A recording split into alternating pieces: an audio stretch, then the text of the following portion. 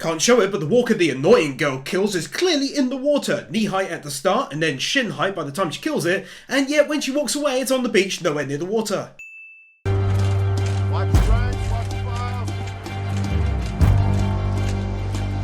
Also, when she walks back to the group, you can see these stones are on her right, but when the angle changes, they're on her left.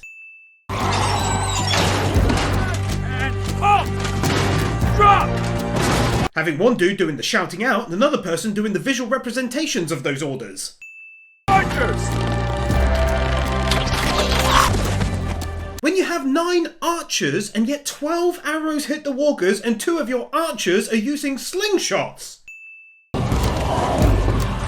Quite dumb of the king to put his noggin right there by that hole when there's a walker hand right there and one scratch from that means your turn.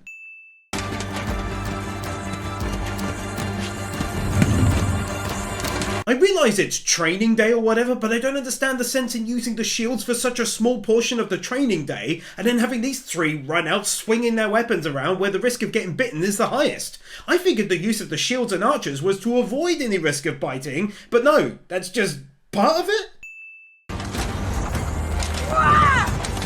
Again, can't show much of it, but they've got loads of arrows. I don't understand the point in furiously yeeting their weapons at the targets instead. Like, first of all, that's way more hassle than using the bow and arrow. And let's just say, they're not hitting all those targets, lobbing a massive pickaxe 10 meters at them. But also, you're throwing entire weapons at them. So if that breaks, it's a lot harder to replace than a wooden arrow. Looks like you need a strong woman to help you with that. Kids found it by the estuary. The river must have carried it down. What does it mean? What are you asking him that for? It's a mask they found by the river. Is he a friggin' fortune teller or something? He'd have just as good an idea of what that could mean as literally anyone else. But it probably means one of them lost their mask near the water at some point. But if there's a mask, maybe there are other signs of them out there. We owe it to our people to be sure. In fairness to her, she never once said anything about not doing any checks. She merely said not to bother locking down Alexandria purely based upon a washed up mask. Are we the good guys? Why would you ask that? I think about it a lot. Talking like that is so incredibly cringy, like they've never, not once as a group, attacked another group out of cold blood, never forced anyone to work, they take in people from outside, give them food and shelter and supplies. Like, what is he even talking about? Come on. Hey!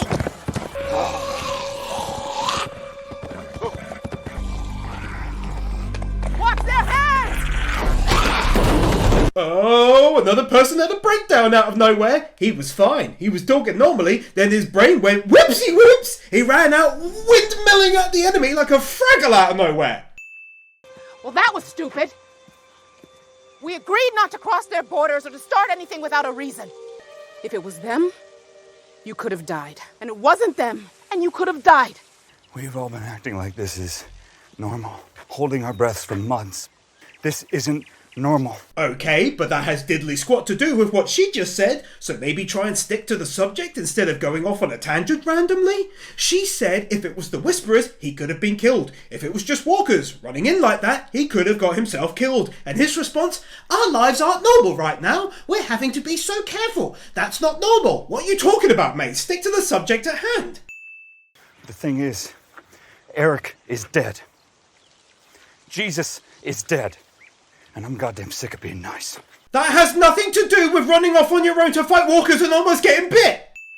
Also, why writers? Why the hell do you bother to sit at your meeting and say, I'm gonna write him pondering the morals of their group and whether or not they're truly the good guys, and then someone at the other end of the table says under his breath, yeah, and I'm gonna have him rush into a bunch of walkers angrily and then say, no, I'm Mr. Nice Guy because too many of my mates have died.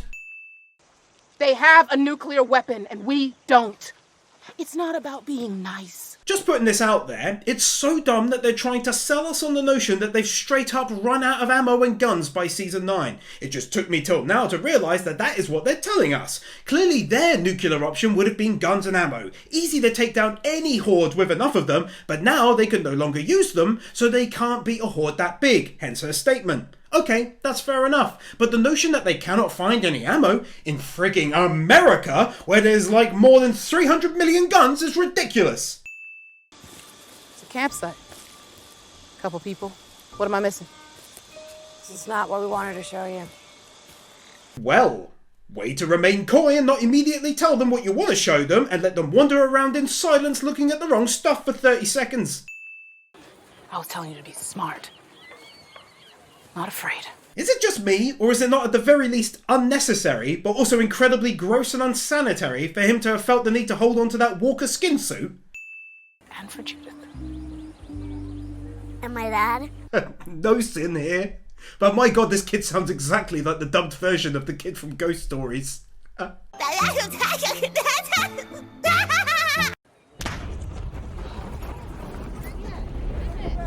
This kid never got the memo that a loud sound goes off, shocking everyone as he continues happily smiling away.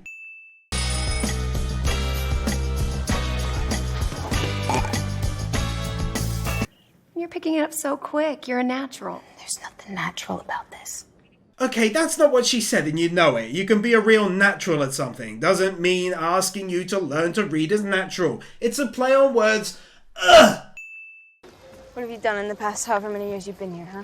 Negan, get back to work. Hey, you're supposed to keep your distance. Someone found a skin. What does alert mean? What is the point in having his guard warn him to get back to work and telling her to keep her distance? Then when he doesn't get back to work and she in fact gets closer, he doesn't say anything. Anytime, man. Or should I say God?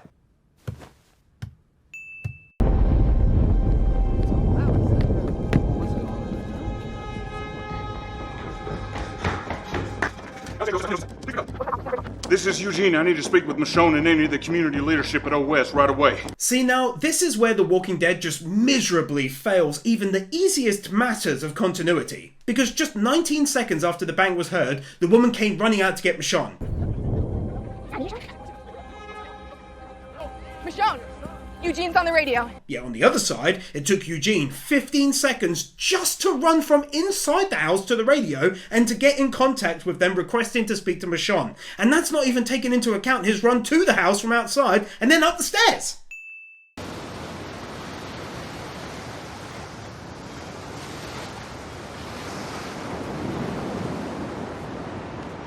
Casually sidestepping how she was, confident in her sister being out and about with Daryl with nothing but a pen and a pad of paper. So very confident was she that she said, Daryl will be okay because he's got my sister with him.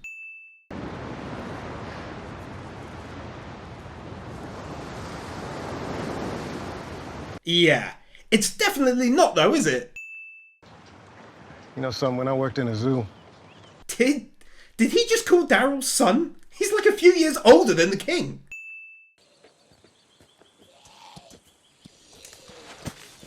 CGI. They're walkers. We can still get the deer. Oh, it's too late.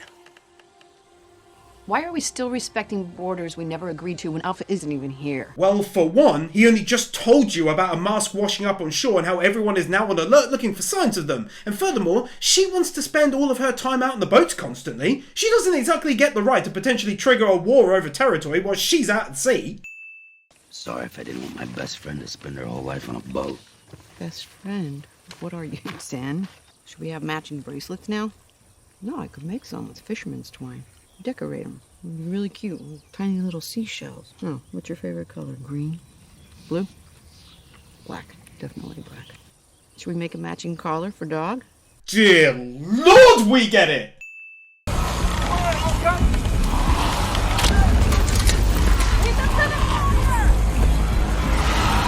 They've done all of that training with the bows and arrows. Amazingly, they're all a fantastic shot, never missing. And there's still quite the distance between them and the walkers, and yet they let loose one volley of arrows and then go in melee style.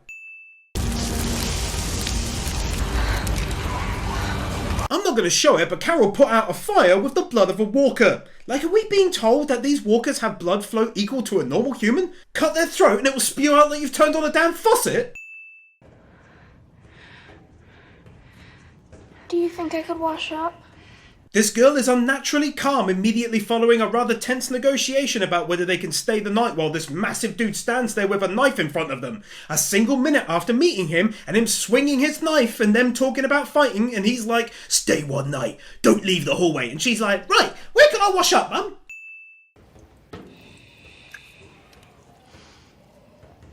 One would think you'd be quite careful when potentially kissing walker blood, especially this early into the apocalypse, knowing that a bite or a scratch can turn you undead prematurely, and so you'd think intaking a bit of raw blood would be something you'd clearly look to avoid like the plague. I don't want to be scared. I want to be more like you, Mama. I've waited so long to hear that. And I hope that you will. Because if you can't, I have no choice to leave you behind. She actively offers the girl her bunny, mentions how she's never slept without it, seems genuinely surprised, since clearly for years she's been giving her daughter the bunny every night, and then randomly says, "If you can't grow up, I'll leave you behind." Why? Don't know about you, but certainly feels like that line should have been stated after the daughter asked for her bunny or something.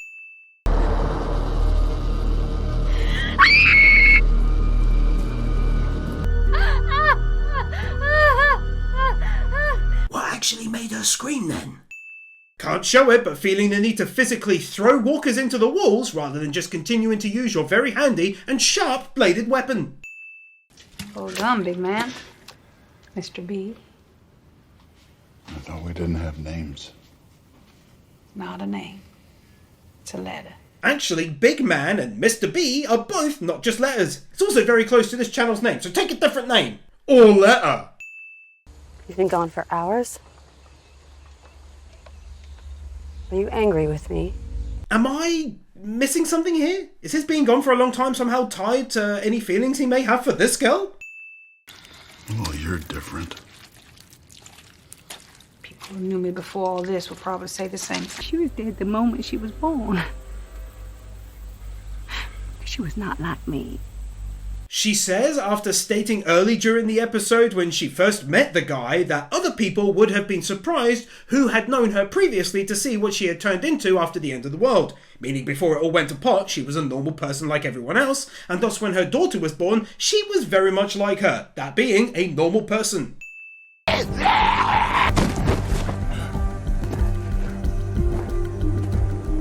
No one in the distance seems even mildly concerned that he was pinned down by a walker.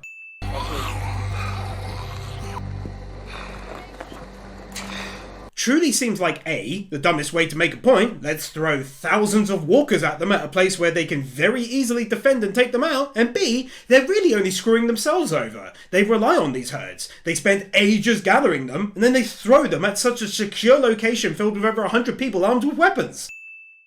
Why does she want to talk with us? You crossed into her land. Again, you have to answer for that. I'm just throwing this out there as a story-related sin. If you ever wanted the Whisperers to be a true danger to the group, you have to have done something else. I'm sorry, but I'd be way more scared of a group of bandits with weapons than I'd ever be of slow-walking humans who have a single knife on them. That's just not hard to beat. Especially when they're surrounded by walkers who will eat them if they react suddenly. Point being, they're just straight up too damn easy to beat. Come on, man.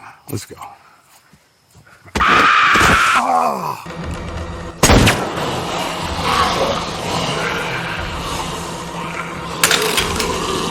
Carol doesn't think to once call for help.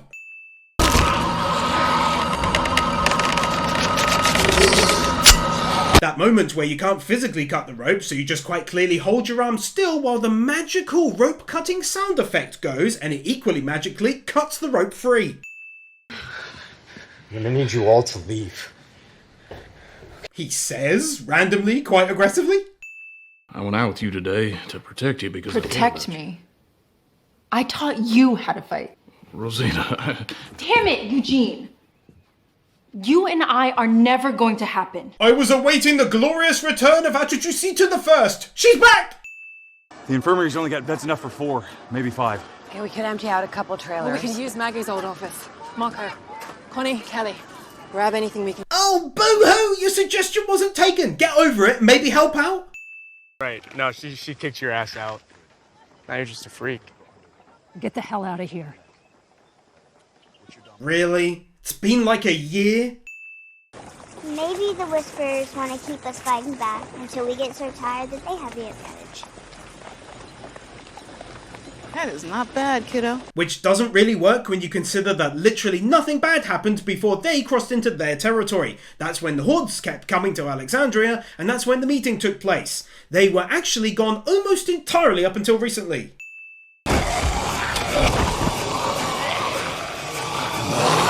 Being so very confident that your mate behind you, who you're not even looking at, who hasn't said a word, is going to take out the walker right near you so that you can concentrate on those that are quite far away is kind of dumb. Just take it out yourself. It's right there by you. You're assuming she'll not miss, and it's quite visible in the corner of your eye. But I guess all that means nothing when you got to do some ninja moves. Yo! We got our peaks! Get back in here! Alright. Here's a good question though. Why do this right in front of the wall when you can take them out from above? Or maybe lead them away and slowly take them out?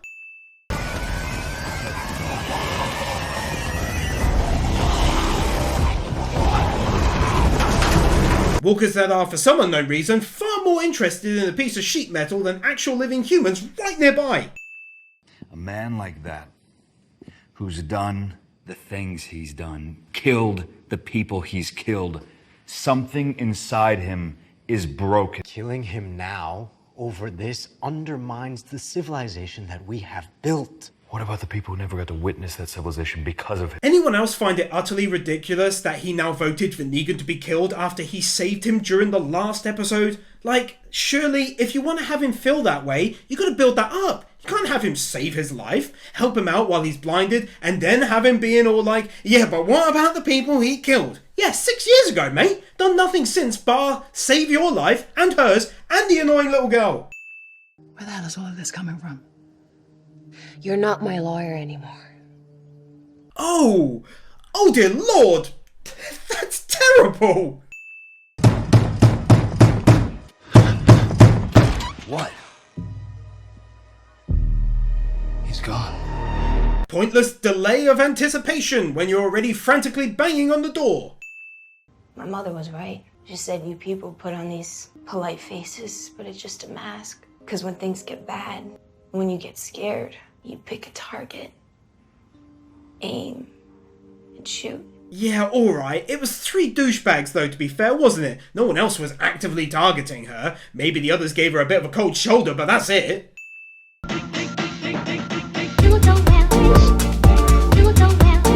Nathan Byrne, Bird Without a Word, Aidan White, PK Fan, Ali 50, Ryan Anderson, Isael Caldera, Chris Harris, Yoma Shao, Manolo Saucedo Munoz, Lucas Hernandez, Kim Munt, Jason Davies, Yuki Ali, Manuel Morales, Dark Lord Bloody Soul, Blitz Cloud, Horror Keeper, Steelers, Kini O, Sentimento, Jaffa6263, Master Tank, Kevin Nelta, Brendan Krier, Storm 970, Mr. Waffle 64, Kaj Rosalmer, Jordan Samuels, Sean Graves, The Epic Commander, Crimson Shadows, Kyle Farmer, Buzzball 3000, Agora Blue.